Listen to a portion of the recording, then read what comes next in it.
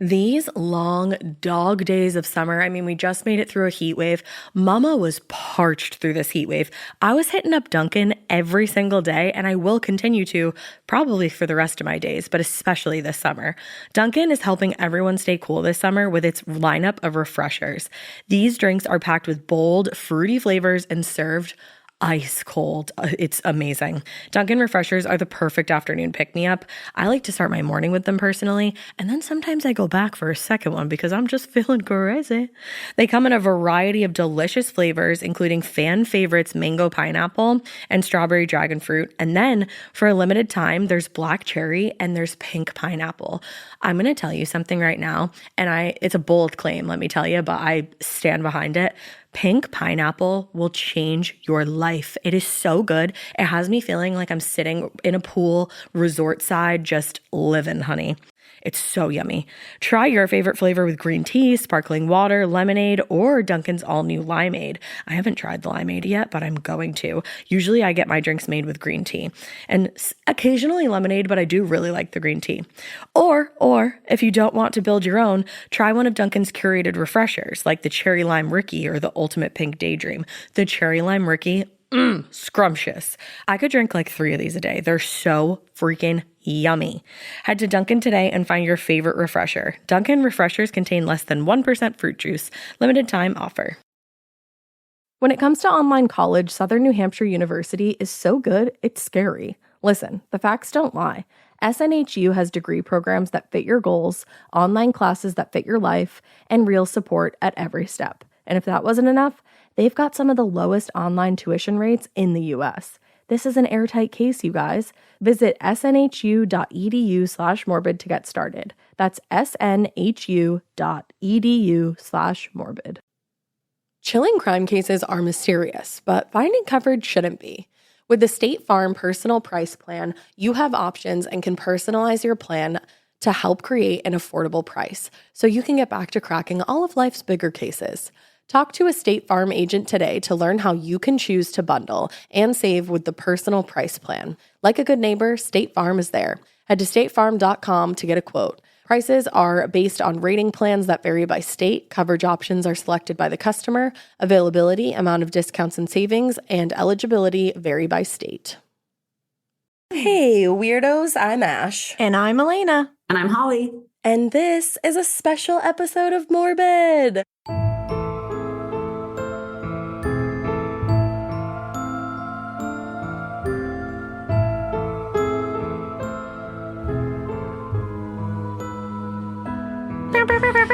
We have podcast host, New York Times bestselling author, executive producer queen extraordinaire, and friend of the pod, Holly Madison, on the show today. Hi, Holly! Thanks for having me back, you guys. It's always so fun to come on here. My God, of course. We were so excited that you wanted to come back. You're always welcome. Anytime.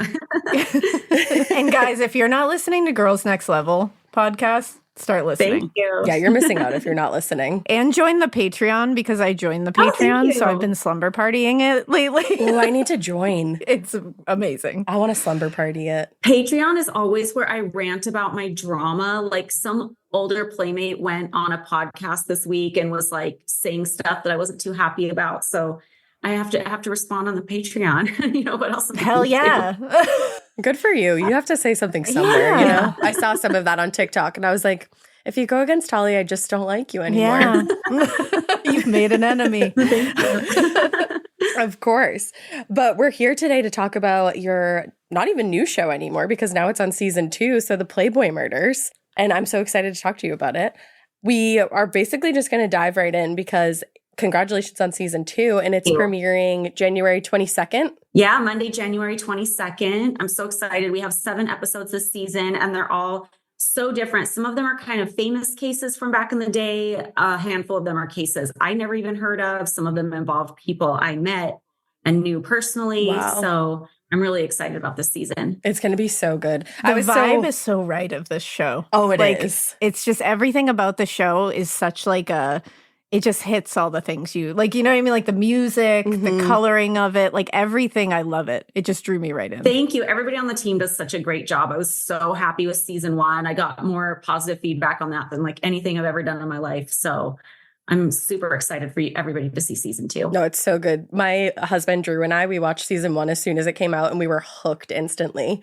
And I wanted to ask you personally, like, what was it like putting the first season together? Like, how much, obviously so much work went into that. Yeah, well, the production team is great. They already had the cases picked out before I even joined, because when my agent first told me about the project and that it was called the Playboy Murders, I was like, no, I don't want to do another. I can't handle another Playboy project. Like, I'll have nightmares at night if I do that. Like, I can't do it. Okay, well, just look at this deck and let me know what you think. So he sent the deck over where they presented the cases they wanted to do. And a lot of them were cases I'd never even heard of, coming from a person who thought she knew everything about what happened to anybody ever involved with Playboy. And I was like, this is a show I would actually watch. So I was super excited to get on board, and the experience was great.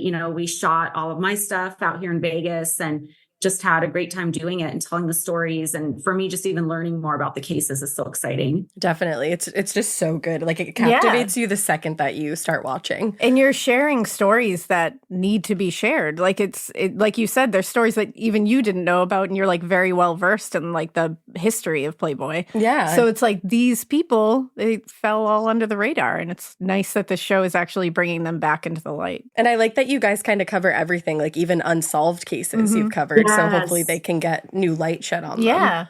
Yeah. I mean, I think that's every true crime producer's dream, is for maybe, something to come out of sharing those cases that are unsolved. Like, maybe somebody will come forward or somebody remembers something. Yeah, definitely. Did anything change with your process when like were you able to pick some of the cases for season 2, or did they bring all of the cases to you again? Yeah, season 2, we collaborated, and there were some cases I knew about that they didn't know about because they involved some people that I'd met before and had found out that horrible things had happened to them after I lost touch with these people. So it was probably about like 50-50 cases they came up with and cases I came up with. And they're just the best team to work with, and I love them. And it's been a lot of fun. Oh, that's awesome. the dream. Yeah, it's cool that you were able to have really your more of your input. Yeah. Has there been one specific case, either season 1 or season 2, that really stuck with you, that like kept you up at night? I know for me, it's like Dorothy Stratton and Star Stowe. Those 2 ones just really stick with me. Yeah, I think for season 1, Star Stowe really stuck with me too. It's one of the unsolved cases. She was at the mansion as a playmate, so I can relate to some of her story. And I had known who she was before, and I knew that something tragic had happened to her before, but I didn't know too many details. And I remember even, back in my Playboy days, being very captivated by her photos, because they did this really cool, like, glam rock pictorial with her back in the 70s, which was very kind of unusual for Playboy to do. So it was really cool to me. Yeah. And then this one that we're going to cover today, it sticks with me a lot too, because I just finished reading Laurie Bembenek's autobiography. So really getting into how she felt about the whole case and what she was going through. So right now, that's the one that's kind of sticking with me. That's kind of how I feel right now, too. Yeah. And I'm sure you do, Alaina. Oh, I couldn't believe this case. Yeah. I couldn't believe it. I'd never heard of it. Twists and turns. That's the thing. It's so twisty. It really is. By the end of it, you're like, what just happened? Like, what happened? Everybody lost here. And you still don't, I think I still don't really know what happened, Me either. Like, if somebody's going to ask me, who did it? I'm like, I don't know. I don't know. That's the worst part. But yeah, I mean, we should probably just get into it. So Holly, we'll hand it over to you to kind of walk us through the case. Yeah, so this case got quite a bit of coverage a long time ago, like before your time, early 80s, because this involves a woman who worked as a Playboy bunny, was, I think, framed for murder, and she went to prison for 9 years, escaped from prison, was on the run. The nickname she got back when she was on the police force was Bambi. So everybody had this slogan, "Run, Bambi, run," because at this point, everybody was rooting for her. So to get a little more into this story, like I said, this is about a woman named Laurie Bembenek. She worked as a Playboy bunny for only 3 weeks at the Lake Geneva, Wisconsin Playboy Resort.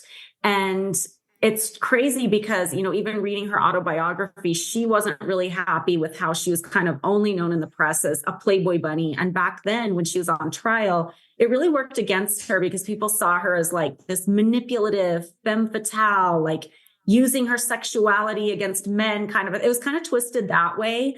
And it's crazy because she was only a bunny. Not that there's anything wrong with being a bunny, but she was even only a bunny for 3 weeks. And anytime people would talk about her in the media, they would either run a picture of her in her Playboy bunny uniform or a picture for a beer calendar she had done once when she was doing some modeling when she was young. They never ran a picture of her in her police officer uniform or anything like that. So it's just a good example of how somebody is more than just their headlines. And that's why I love getting into these cases, is you can dive into more of who the person was. And Laurie Bembenek, she was born in 1958. She was the youngest of 3 children, born to like a middle-class family in Milwaukee, Wisconsin.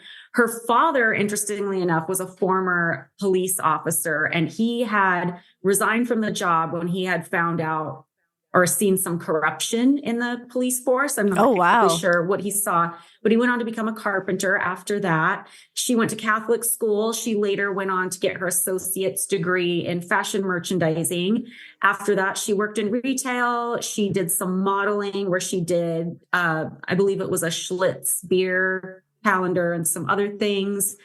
But that wasn't enough for her, and she decided she wanted a challenge, and she really wanted to be a police officer. It's cool that she got to follow in her dad's footsteps, too. Yeah, absolutely. And kind of, this could have gone so differently. Her father resigned from the police force because he saw corruption, and this could have been a way to circle back around, and it could have ended more positively. But as we'll see in this story, it didn't really go that way. No doubt at all. In the summer of 1979, the Milwaukee Police Department was basically a known boys' club. And they hadn't been, trying to hire women or minorities very much. But there was encouragement to do so by the time you hit 1979. And they had put an ad in the paper asking for these kinds of recruits. Laurie saw this ad and she decided to go into the Milwaukee Police Academy. And, she was 5'10". She had blonde hair, blue eyes. She was really beautiful, high cheekbones. But, she was over the modeling thing. She wanted to do something that she felt had a little more meaning and a little bit more of a challenge. She was very athletic. She thrived in the police academy. And in the police academy, very grueling training. And, people would develop these friendships and relationships and come up with nicknames for each other. And her last name was Bembenek, but that got turned into Bambi. That became her nickname at the police academy. I don't know that it was necessarily a nickname she loved or anything, but that's where later we'll get like the Run Bambi Run slogan. And everybody's calling her Bambi in the media when this case eventually broke. I think I read that she ended up not liking it because obviously it took on kind of like a life of its own at that point, toward like the end of her like getting out of prison and everything. Yeah, it kind of started to sound very bimbo at the end because here she's been classified as like nothing more than a Playboy bunny and like being called Bambi. Right. Just kind of took a turn. It's like they used it against her. There's 2 different things too that come out about like where that nickname came from. And one of them is like a nicer way where it's like she was so fast. Right. And she lapped all the guys. So they were like, she's like Bambi, she's fast. And then other people are like, no, it's because of her big doe eyes. And I'm like, yes. I don't know. I like the other one better. Yeah. And I'm sure she probably did too. I think all those reasons are probably reasons it stuck so much, is there's so many it all fit together. One interesting thing to note is when she was in the police academy, she made a friend, another woman who was training to become a police officer named Judy Zess, and she would come into play several more times during this case and this whole journey. Yeah, Judy's something. Judy makes a mark. She makes a few. Yeah. Judy scares me. Judy scares me too.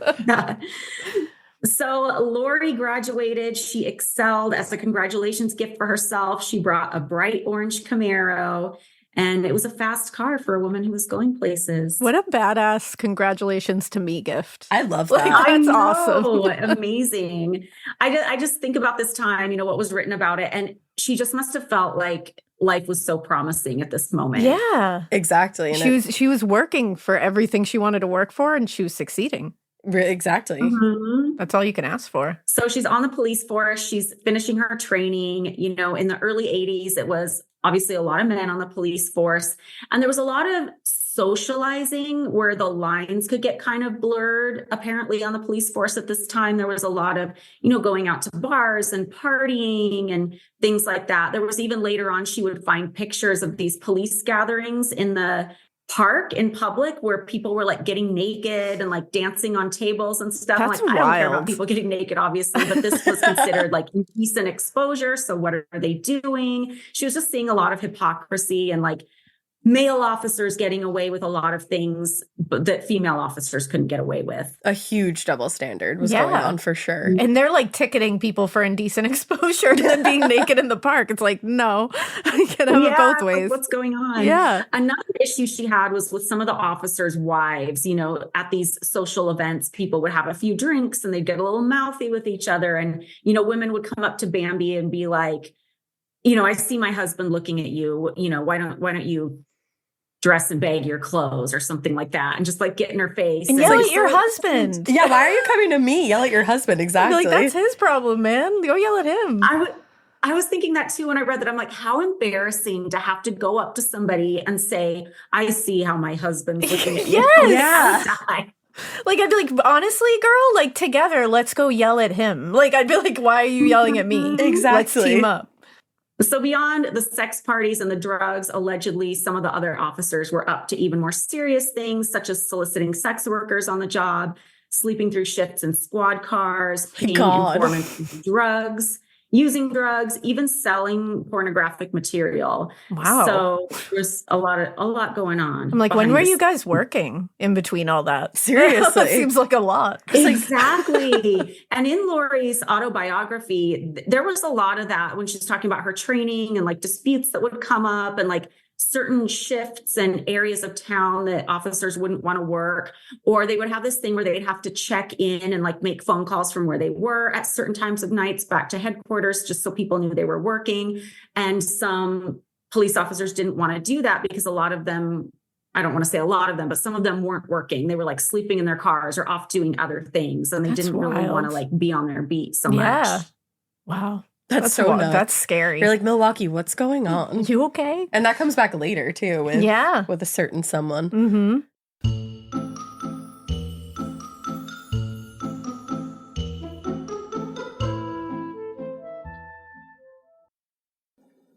Getting paid twice a month doesn't mean money is scarce. It just feels that way. That feeling makes you do weird stuff, like putting things on a card you didn't need to. Earnin removes that feeling. With Earnin, you can access up to $150 per day of money you've already earned, plus up to $1,000 between paychecks. Standard transfers take 1 to 2 business days with no mandatory fees, and expedited transfers start at $3.99 and cap at $5.99. 5 million people are already on it, and honestly, it's wild it didn't exist sooner. Download Earnin on the App Store or Google Play, spelled like earning money without the G. Type in Morbid under podcast when you sign up. It'll really help the show. Earnin is a financial technology company, not a bank. Access limits are based on your earnings and risk factors. Standard cash outs take 1 to 2 business days with no mandatory fees. Expedited transfers available for a fee. Tips are voluntary and don't affect the service. Available in select states. Terms and restrictions apply. Visit earnin.com for full details. Chilling crime cases are mysterious, but finding coverage shouldn't be. With the State Farm Personal Price Plan, you have options and can personalize your plan to help create an affordable price so you can get back to cracking all of life's bigger cases. Talk to a State Farm agent today to learn how you can choose to bundle and save with the Personal Price Plan. Like a good neighbor, State Farm is there. Head to statefarm.com to get a quote. Prices are based on rating plans that vary by state. Coverage options are selected by the customer. Availability, amount of discounts and savings, and eligibility vary by state.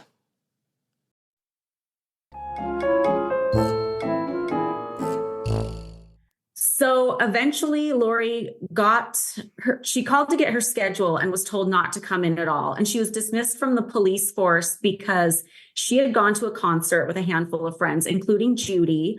And Judy was caught smoking a joint. And Judy somehow said that Laurie was involved in this, or that Laurie knew about it and didn't report it. And because as a police officer, she saw something illegal going on and didn't report it, that was treated as if she was doing it too. Right. And for her, that kind of blew her mind because she'd seen police officers do so many other things and actually committing illegal acts. So she's like, wait, this isn't fair. And she started to notice that women weren't lasting on the police force and people of color weren't lasting on the police force. And it seemed like those candidates were being looked at with a more critical eye and being dismissed. It's like, okay, we're going to call these people in because of, federal rules or whatever was going on at the time. We need more minorities and more women, but they didn't want to keep those people on the police force. At least was the conclusion she was coming to based on what she observed. And you can see why she thought that, you know? Exactly. It Absolutely. seems like they were looking for the first moment when they could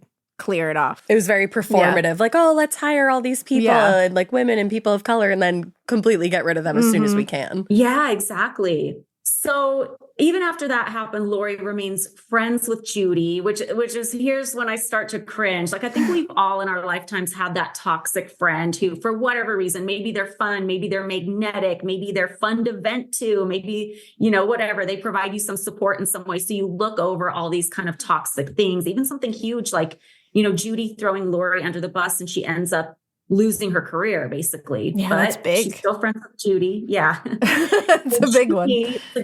Jess, since they're both out of a job, why don't we go down to the Lake Geneva Playboy Club and try out to be bunnies? Because back in the day, you could make a lot of money being a Playboy bunny. It was a job where you tended to get tipped really well. You know, you could bring somebody a cup of coffee and get $50 back in 1970s money. So yeah, that's huge. So they went down just in time before they were doing an open casting call and they got the job. And back then at the Lake Geneva Club, you were supposed to live down there too, kind of in dorms. That makes sense. So there were a lot of rules and regulations working as a bunny. You know, you kind of had to keep your eye on customers and like facilitate their experience all over the place, whether it was at the ski chalet or in the cabaret where there are performances and things like that. Like those clubs seem so glamorous looking on the outside. I think they really were. You know, like the chalet and all that. Like it just feels like such a glamorous atmosphere. It definitely looks like it. But then there was like all kinds of shady stuff going on, like behind closed doors with the members and stuff. Yeah, for sure. Yeah, the Lake Geneva Club sounds really fun. And I guess it was even family friendly too. Like you could bring your kids and stay there. And it was really interesting. It's interesting to me just how the brand has been perceived throughout the years. And even in the 2000s, like we would be considered really unbrand friendly, you know, for coming from Playboy and things like that. But then you go back to the 70s and apparently there was like a resort that was kind of seen as a family resort, even though it was Playboy brand. So it's just interesting to me, like where it's gone over the years. Yeah, it truly has evolved. Yeah. And it's evolved like, you know, hills and valleys kind of thing. Yeah. Definitely. Yeah, it's never like a straight line. No, that's why it's so fascinating though, to research. Yeah. I know. Because you always find something new. Everybody just always feels different. Yeah. So many layers.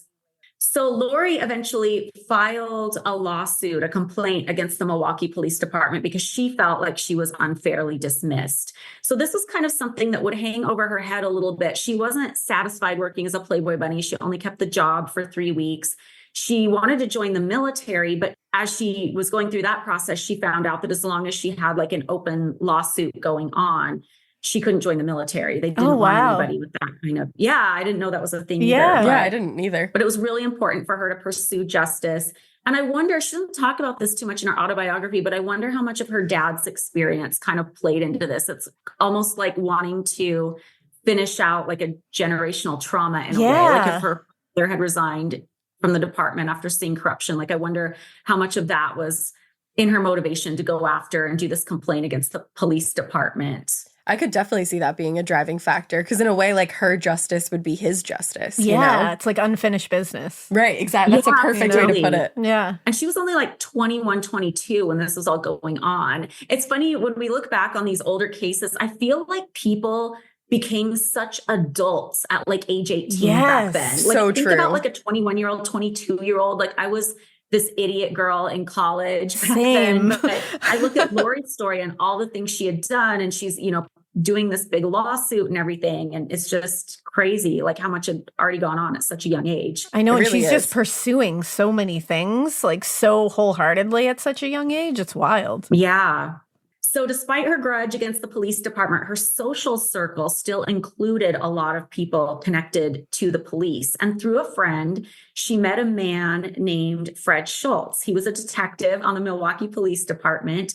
He was dating a friend of hers, but they caught each other's eye and eventually connected after he broke it off with a friend. Fred would tell Laurie that it was love at first sight. And this Fred guy, you know, based on her autobiography, seems like a little bit of like a love bomber. Yeah, definitely. I got that vibe. So he was tall, blonde, handsome. Laurie loved a man with a badge.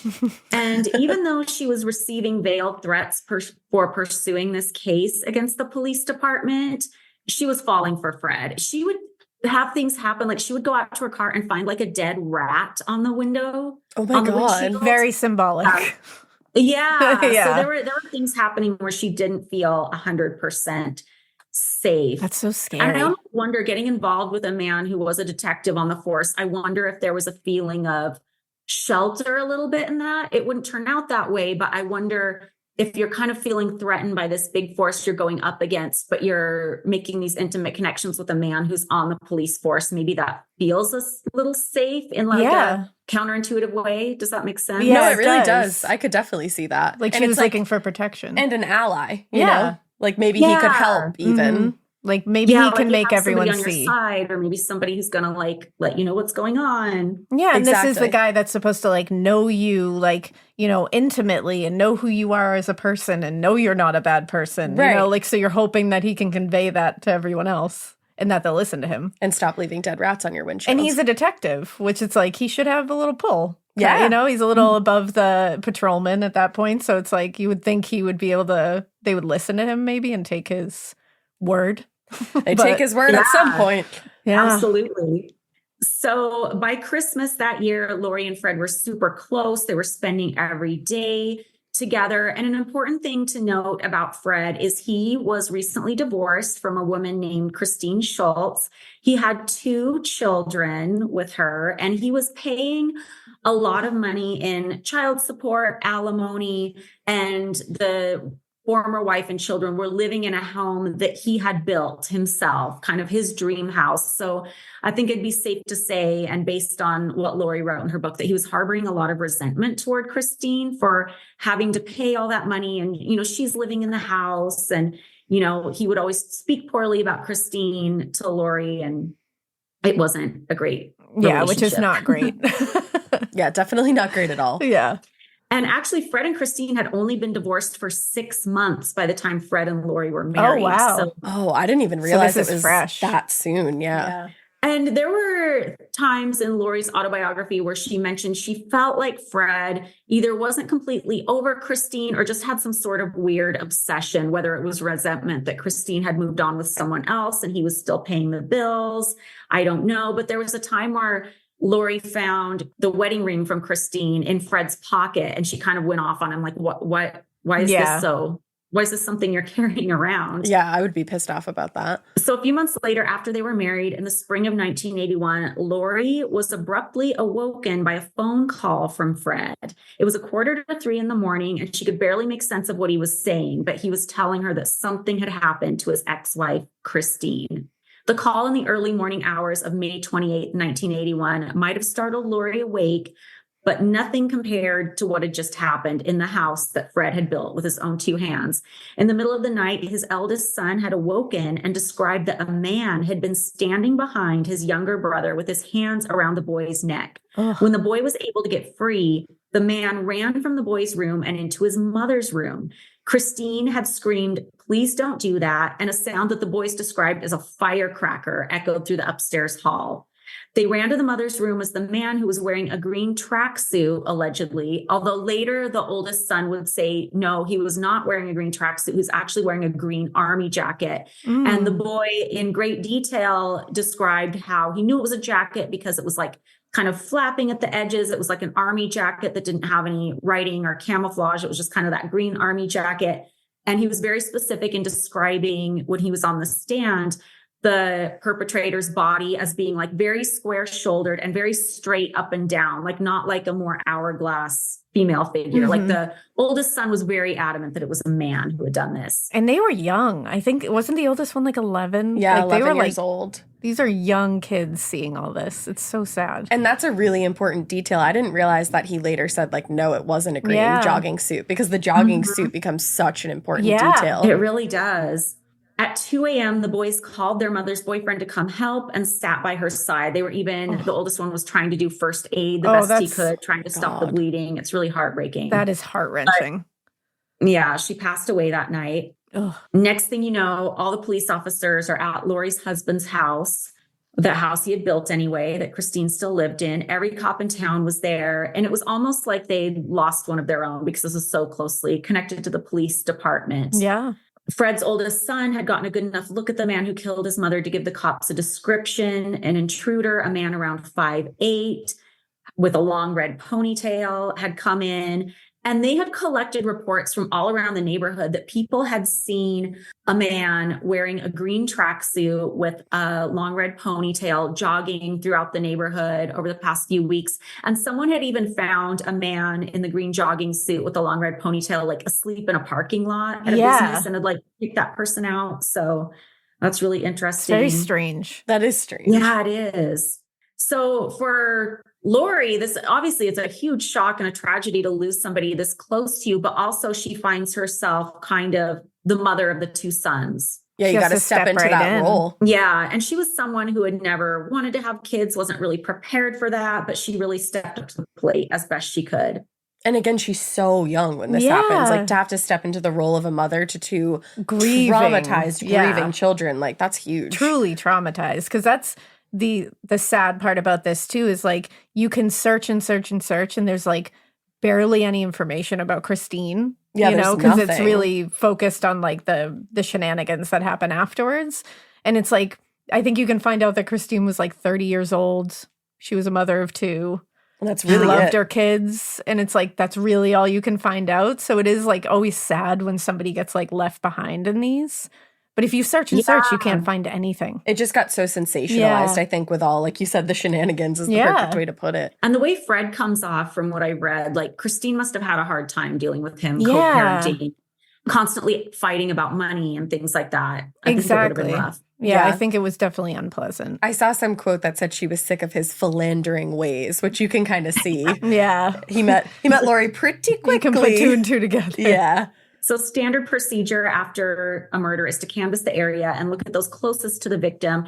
That list included Christine's boyfriend, her ex-husband, Fred, Laurie, and their roommate, Judy, because I think I neglected to mention Fred and Laurie were living with Judy's ex, the woman who was caught smoking a joint and kind of threw Laurie under the bus. She was also their roommate. They were just trying to make ends meet. You know, Fred felt like he was giving most of his money, you know, as he should, to his kids. He was really bitter about not still living in the house. And he wanted to move back into the house after the murder. And Laurie did not want to do that. She was adamantly opposed to it, but he really wanted to go back to that house. That's interesting. Yeah, that's really interesting. Yeah, reclaim it. So Fred and Christine's boyfriend both had alibis. Fred, you know, was on duty at the time.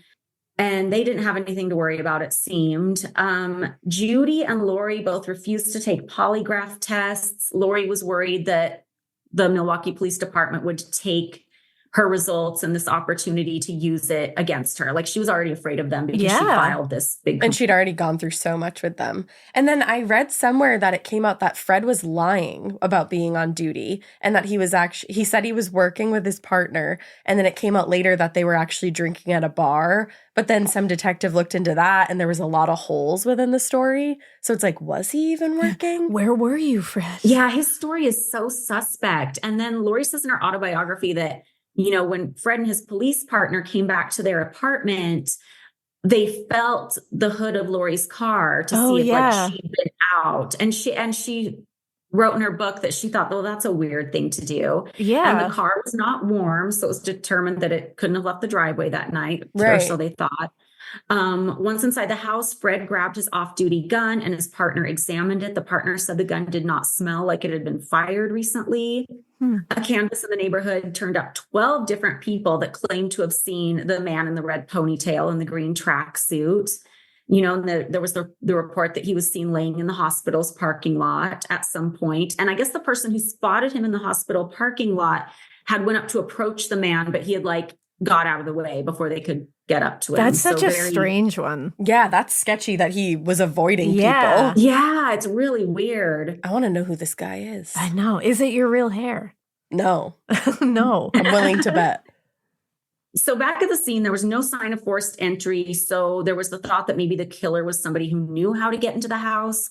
A safe that was in the den was tampered with. There was nothing in it. So they don't know if somebody got what was in it or what was in it in the first place. Christine had been shot at close range in the back, and the bullet that killed her had gone through her heart. Her wrist was bound with clothesline and a bandana was tied around her face as a gag. After examining the body, police discovered a single strand of reddish-brown hair-like material on her right calf. A few days after the murder, on June 10th, a plumber was called to the apartment complex that Laurie, Fred, and Judy lived in. There was something clogging up the pipes between their apartment and the neighbors. The plumber discovered that the cause of this clog was a red wig. The fibers from the wig matched the hairs that were found on Christine's leg.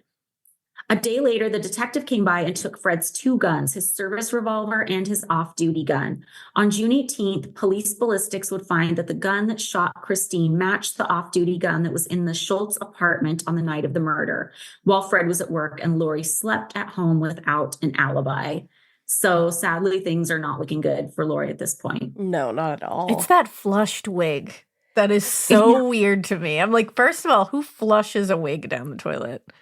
And why would you call the plumber? Even flush? I feel like if I tried to do that, it would just, the toilet would overflow. Yeah, it would just shoot it back. Like it wouldn't even suck it down. Every time I try to picture that, I'm like, no, that can't. How would that work? What force does your toilet have? Because that's that's an intense toilet. Yeah, exactly. Like, did they cut the wig up? Like, I don't know. Weird. And it just seems like if you were really trying to get rid of that, you would do it differently. I don't think you would flush it down the toilet. Unless maybe you were trying to frame someone. Police officers. Yeah. Like if that was coming out of that house, you've all been police officers. Like you all know how this works. That seems like a very silly thing for any of you to do to try to get away with it. That's such a good point. You know? Yeah. It really does.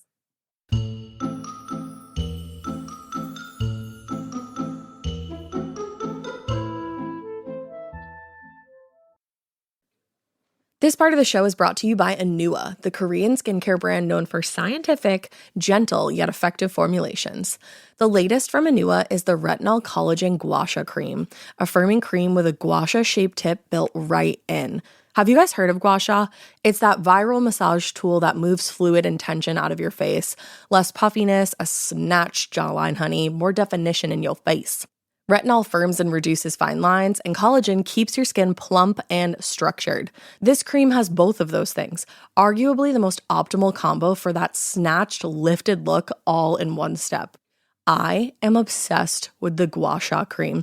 First of all, it feels so cool to the touch. When you put that on your face, it's just like, this is lovely. It's like a little spa treatment that you can give yourself. I like to do mine at night after I get out of the shower. I rub the cream on my face with the little gua sha. I'm sculpting that jawline, honey. I got it on the cheekbones. And actually, I had a facial the other day, and the lady doing my facial, the professional, she said, "Do you use a gua sha at home?" And I said, "I do." And I said, "How did you know that?" And she said, "I didn't have those little like bumps in my chin or like different areas like that." So she could tell that I was using the gua sha. And I said, "Oh my God." I just feel like I wake up less puffy in the morning when I do it the night before. But you can do it whenever you want to. I, 10 out of 10, recommend this product. The Anua Gua Sha Cream value set is available at anua.com, already discounted. Use code MORBID for an extra 10% off. That's ANUA.com, code MORBID. The Sherwin-Williams summer sale is here. Get 30% off select paints and stains or 35% off their newest product, Emerald Symmetry, July 17th through the 27th. Whether you're looking to refresh your interior or your exterior, they've got the colors to bring your vision to life. And with delivery, getting everything to your door is easier than ever. Shop online or visit your neighborhood Sherwin-Williams store. Retail sales only. Some exclusions apply. See store for details. Delivery available on qualifying orders.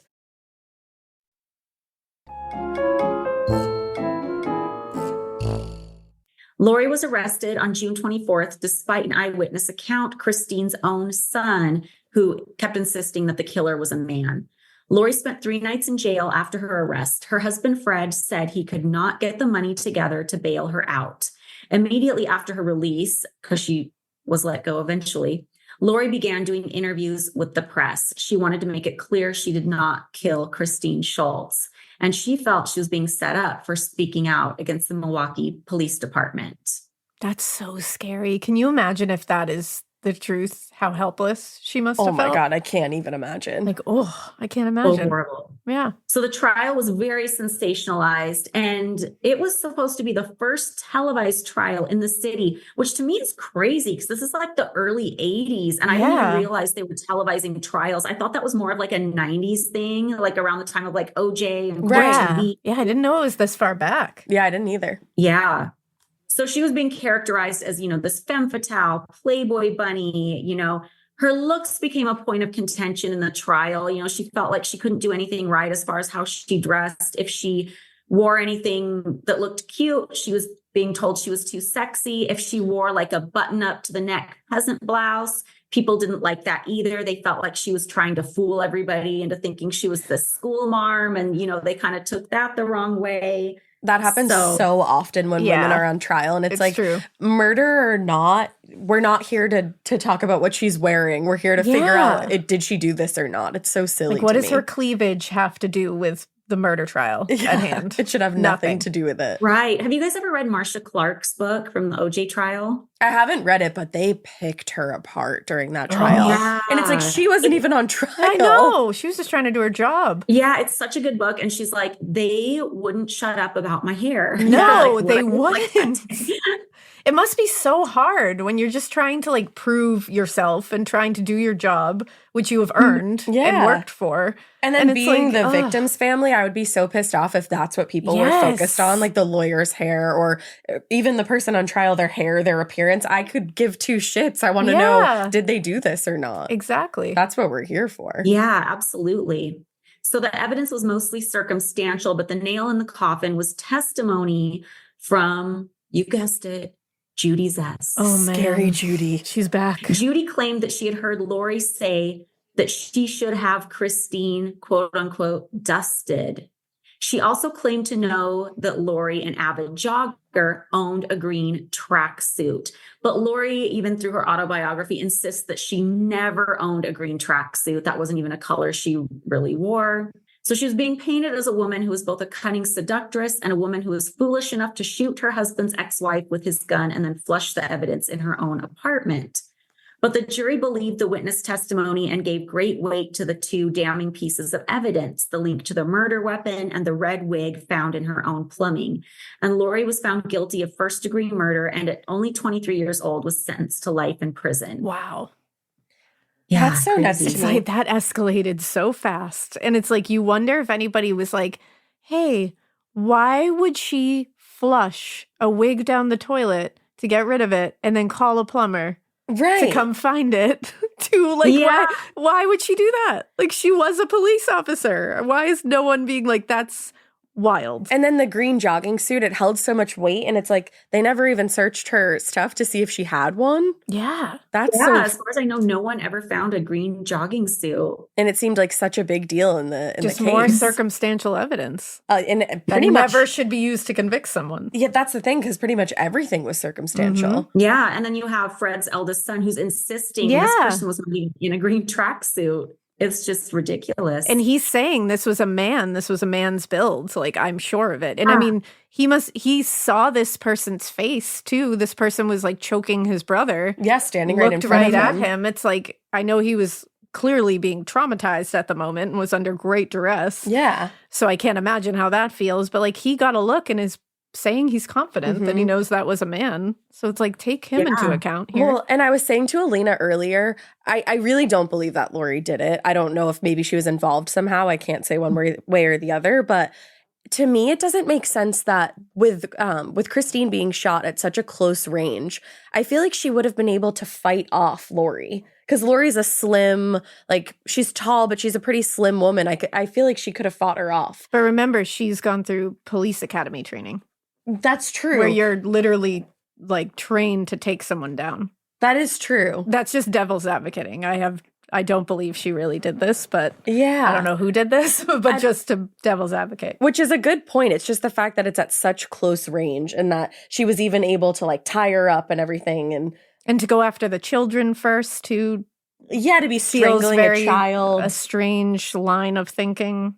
for her. I don't know. You would think if that was the case, like she would not want the kids to see her. Exactly. I mean, that would be the last thing you'd want. Because they would recognize her. Like they would see her face and they would be like, what is, and in this case, she would have been actively assaulting them in front of each other. Like that's weird. And that doesn't make a lot of sense also with what you said earlier, where she really stepped into a mom role for them before she was apprehended for this. You would think that they would realize like she was there that night. It was her. That would be very messed up to attempt to murder one of them and then step in as the mom. Yeah. Like that would be strange. Not that people haven't done worse, but like just doesn't line up. And I feel like the boys would have realized it was her and recognized her and been even more traumatized by that. Yeah, absolutely. So she goes to prison, and over the next several years from behind bars, Laurie was working diligently to get what she felt like she had been denied, a fair trial, and she was hard at work on appeals. And while she was in prison, she was really active. She did a lot of things. She started a prison newspaper. She started collecting cans to raise money for a salad bar because she felt like the food wasn't healthy, and she really advocated for better conditions. So she definitely kept herself busy and was going after the appeals. There was even something else in the trial where a clerk at a wig store claimed that Laurie had come in and bought a red wig using a check, but Laurie never even had a checking account. That was another part to me that was just like, we're just going to blow past that. You said she bought this specific wig with a check and she doesn't have checks. And it's like, whose name was on that check? Yeah, like find me the check then. Yeah. You don't have any records? That's just hearsay at that point. Yeah, it's so crazy. And, it was also a dark time for Laurie because she only got 2 letters from her husband while she was in prison. The second one was a letter letting her know that he wanted a divorce. He wrote goodbye and good luck. Ooh, that's rough. Cold. Yeah. So one day during visiting hours at the prison, a friend of hers had her brother come as a visitor. Laurie thought he was very good looking, and he had just recently gone through a divorce. So Laurie's friend, kind of set them up and thought they could start like communicating and be pen pals and stuff. But they quickly fell in love and decided to get married. Laurie's appeals were denied, and eventually they came up with a plan to escape. And this was quite a detailed plan that Laurie's parents were even involved in.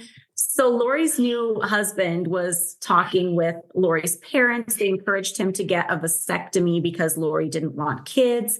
They also decided they were going to escape by driving across the border to Canada. And they thought the best way to do that without being caught, they needed to come up with fake IDs. And they thought the easiest way to do that would be to get real birth certificates. But how are they going to do that without using Laurie's name?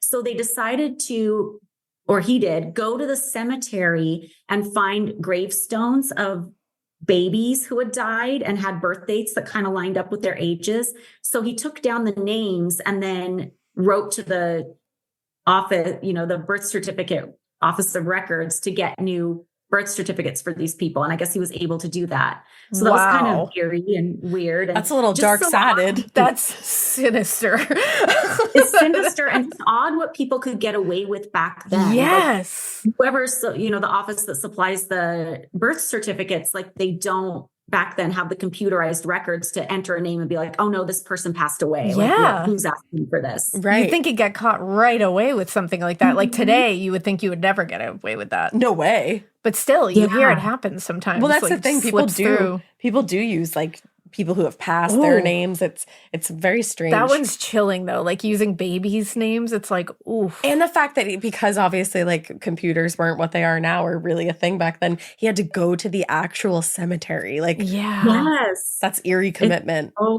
Yeah, crazy. I found his name too. It's Dominic Gugliato, I think. Oh, perfect. There you go. Imagine being the family of those babies and finding that out later too. Yeah, that's rough. I would be so mad. You almost, in a way, hope that they didn't find out. I hope they didn't. Because that'd be so disturbing. Yeah, I hope so too. That would be a terrible thing to have knowledge of. So yeah, it's like, you don't need that. No. Yeah, unnecessary knowledge. Yeah. So it's year 9 of Laurie's sentence. And she had been noticing that in the laundry room at the prison, there was this little window that was often left open. So that factored into her plan. She was able to squeeze through the small window frame out into the cold night, and she sprinted toward her new husband, Dominic, who was waiting there in his car with the birth certificates, ready to drive to the Canadian border. So they go up to the Canadian border. They're asked, what brings you to Canada? They say, oh, we're on our honeymoon. And the Border Patrol officer was like, okay, have a great time. Oh, and crazy. Just slipped right through.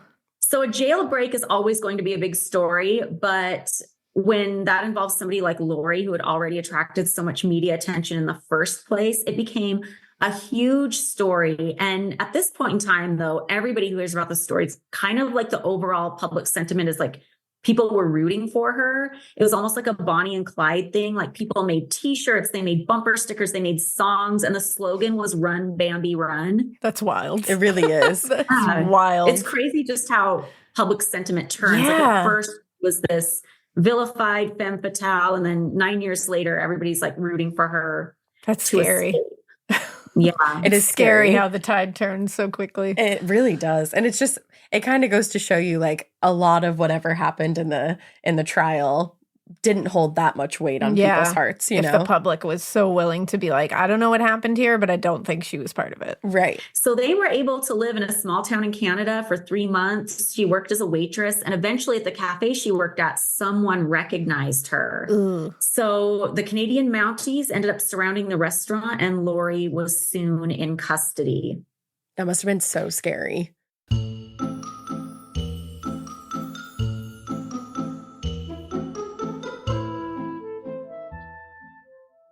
Need a boost? Sometimes all it takes is tapping into your inner cool.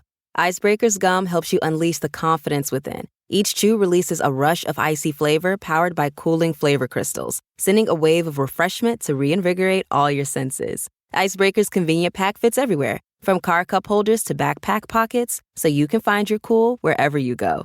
Grab Icebreaker's gum online or at a store near you. Getting scared is one thing. Getting a thrill is, well, you want more of those in your life. The Genesis GV70 is built to thrill, baby. A thrilling yet elegant design always makes driving the GV70 an exciting adventure. Its powerful athletic stance screams performance and turns heads. Everybody's looking at you, girl, or boy, or whoever. Command the road and experience a class-leading standard 300 horsepower. Oh my God. Plus, discover the different dynamic drive modes for all different terrains. Choose between the different terrain modes for whatever road conditions you may encounter. The Genesis GV70's award-winning technology and performance lets you drive with comfort and drive with confidence all at the same time. It's an exciting SUV with intuitive tech that can make your ride smooth even when the road isn't. And its blind spot cameras allow you to see what's next to you. It's like having eyes on the side of your head. That's pretty iconic. Its performance, by the way, is measured not only in power, but in how it makes you feel confident, sexy. The Genesis GV70. Learn more at genesis.com and feel the GV70.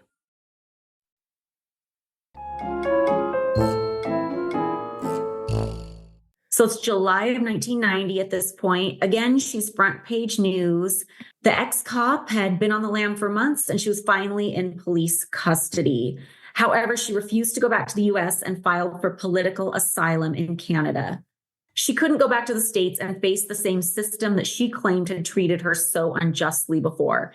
Journalists clamored to get to Canada for an exclusive with her. Canadian officials were sympathetic to Laurie's case and granted her asylum and only returned her to Wisconsin after obtaining a commitment that there would be a review of her case. She returned to the States in April of 1991. There was enough proof that police had mishandled the investigation that Laurie was given the right to a new trial. Not wanting to risk the same prejudice to her good looks and overall infamy she believed to have happened in her first trial, Laurie took a deal. She pled no contest to second-degree murder and was sentenced to 20 years, which was commuted to time served.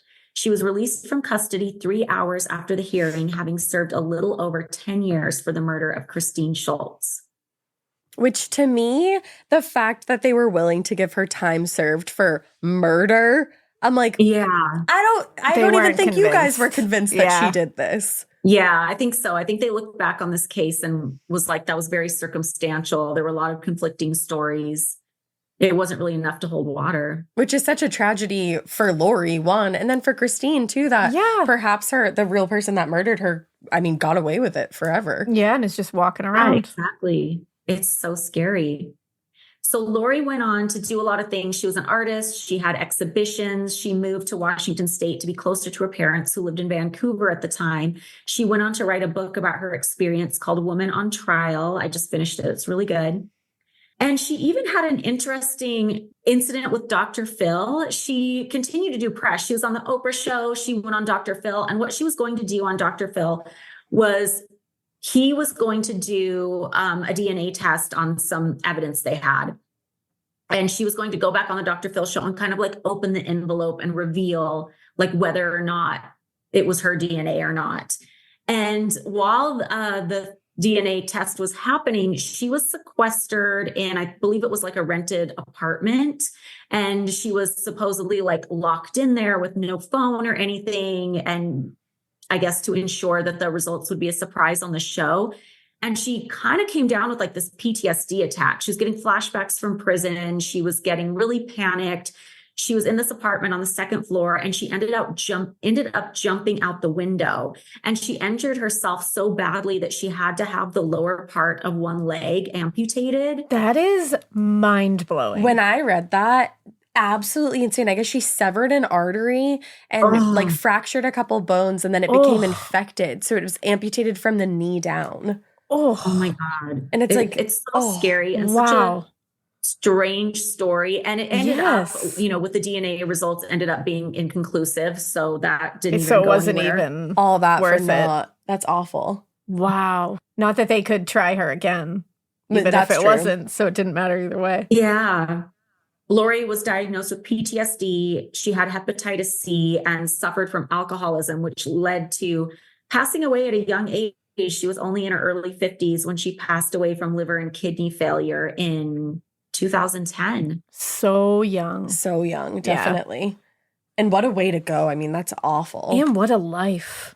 Yeah. Mm-hmm. A lot packed into a short period of time. And just really marked with tragedy. And she never got the justice that I think she deserved personally. Absolutely. And it must have been so stressful going through all of that, that of course, by the time you're in your 40s and 50s, you're dependent on substances and your body's really been through it. Yeah. And it just, I believe, led to a really young death for her. Yeah, Definitely. absolutely. And there's all kinds of unanswered questions in this case. Like I read that there was male DNA found on Christine's body that never really got tested. And it seems that her boyfriend at the time was cleared. So you wonder, like, he had to have been cleared somehow. So did they test that DNA? And I think they cleared him with an alibi. With an alibi. So maybe they didn't even And it's bother. like, so why didn't anybody ever test that DNA? Yeah. So weird. And then there was like, there was hair. I think it was the hair that was not the one found on Christine's calf, because I think that was the wig hair, but there was other hair found at the crime scene. And they came out, a hair analyst from a crime lab in Madison, Wisconsin, concluded that they were consistent with blonde hairs that were found in Laurie's brush. But then the medical examiner who worked on the case came out later and completely opposed that claim. And she said, I recovered no blonde or red hairs of any length or textures. All the hairs I recovered from the body were brown and were grossly identical to the hair of the victim. And then she went on, I do not like to suggest that evidence was altered in any way, but I can find no logical explanation for what amounted to the appearance of blonde hair in an envelope that contained no such hair at the time it was sealed by me. Yikes. That is sinister. That is shady. sinister. The fact that, because I don't think that the hair analyst at the crime lab was lying, obviously, but it's like the hair was in the envelope. It's like, how'd it get in the envelope? And sorry, but who had access to that brush? The medical examiner is coming right out and being like, I don't like to, because she's like, I'm not going to say it, but like, it wasn't there when I saw it. Right. So how did it end up there? Yeah. And then it's so crazy. It is. And then I also read, and I think this was just recently reported on, that, and it was reported on by Milwaukee Magazine. They said new ballistics tests revealed that the gun that Laurie supposedly used was actually not the murder weapon. That's interesting. And I couldn't find like really anything else on that, but they retested some of the guns, and it was at least coming into question. It was coming into question. So there's just a lot unanswered here. Oh, and then one more thing. Fred, I guess, was allegedly in one of the incriminating photos that Laurie had. So the naked it's in photos. Laurie's book. She full on included the nude. Really? Yeah, she was like, fuck you, Fred. She's like, I don't Fred. advocate for revenge porn, but No. Actually in a public place. It wasn't like it was a selfie he sent her or anything, but Yeah. So it's in the book. that's Wow. interesting that he was in one of those pictures. And I'm not saying anything. It's just interesting that he was in one of those photos and that she was going to go to the department with those photos, you know? It is interesting. I don't know. There's just so much like dirty stuff happening in that environment that it's like it's all been so tainted. Yeah, it started It's with hard to find any truth. it started with corruption, and I feel like it ended with, at the very least, just mishandling. Yeah. So, And it's really sad. It's so sad for Laurie because I really don't believe she did it. and what And a it- life. Again, I don't know who did it, but I really don't think she did it. And I think to have that kind of life based on that is wild and so sad and tragic. And then it's so sad for Christine and her two boys. Mm-hmm. Like I don't know if her two Absolutely. boys wanted, are trying to just move on and don't want to know, but it's like to not know who did that. Yeah. I can't even imagine. And it's so sad. Yeah, it's so sad all the way around. It's such a crazy situation. Yeah. I hope that somehow they could like test that DNA I someday, know. and maybe the Playboy murders will make people want to Yeah. make it happen more. Maybe that would be very interesting for sure. That'd be crazy. I can But see it this happening. is just one of the stories that you're going to cover in your new series, and I'm so excited to see it. Seriously, so Thank excited. you. Thank you so much. I'm really proud of it. And you did You a should great be. job telling that story, by the way. You really did. Thank you. You're I was welcome. nervous. I'm like, oh, I got to tell the story their style. It was perfect. You did a great job. That's you a so captivating much. story for sure. It is. And I'm just going to have you say really quickly where people can watch it, because I did not ask you where people can watch the new show. Oh, yeah. The Playboy Murders season 2 premieres on Monday, January 22nd on Investigation Discovery. And after that, it will be available to stream on Max. So excited. Hell yeah. We love ID Discovery here. Oh, yeah. It's on in my house 24/7. Obviously. I just go back and forth between that and Bravo. Perfect combo. That's awesome. You got Yeah. the best of both worlds right there. Well, guys, first of all, thank you so much, Holly, for joining us again. And guys, we hope you keep listening. And we hope you Keep it weird. but not so weird as this case. And not so weird that you don't go check out the Playboy Murders. And listen to my dog bark for a little while. Woof woof.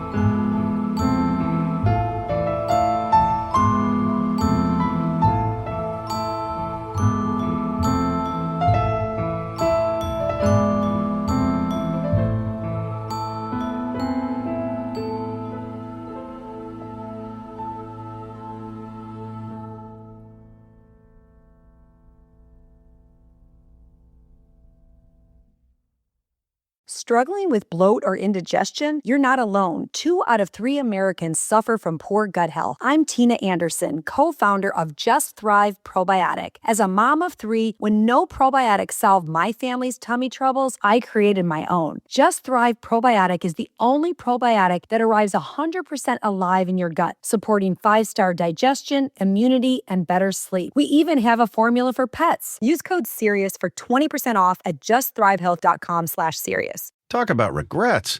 We all know someone who's been in a car accident and said, I don't need to call a lawyer, only to regret it after their pain and damages were worse than expected.